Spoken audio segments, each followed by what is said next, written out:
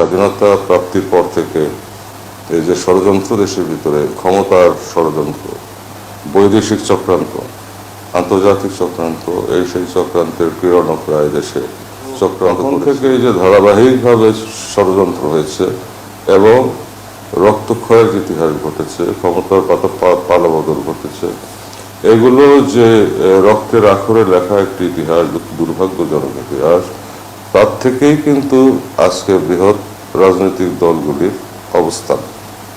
অর্থাৎ মানে সঙ্গত কারণেই এরা এগুলোকে মানে তাদের যেই বিশাল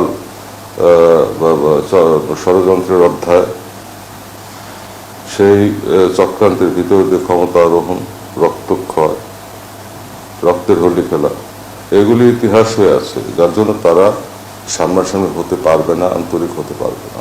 এমনইভাবে তারা ইতিহাস তৈরি করতে করতে আসছে, একজন আর একজনের হৃদয়ে রক্তক্ষরণ ঘটিয়েছে, অথবা দৈহিক রক্তক্ষরণের যে ইতিহাস, তো সেটা তো আপনার তাদেরকে কাছাকাছি আসতে দিচ্ছে না।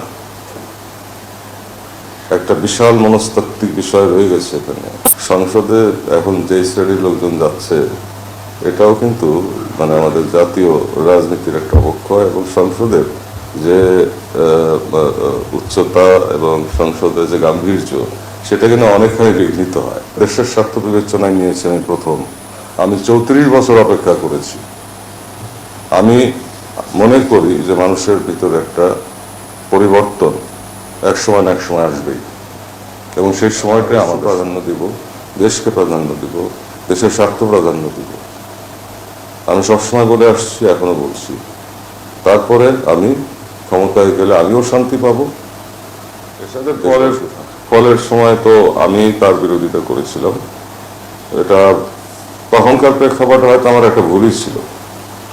আমার পারিপার্শ্বিক লোকজন যারা ছিল, বা আমার বয়স যতটুকু ছিল, তখন বিষয়টা আমার কাছে পরিষ্কার ছিল না, এবং আমাকে প্রভোগ করা হয়েছে সামহাও।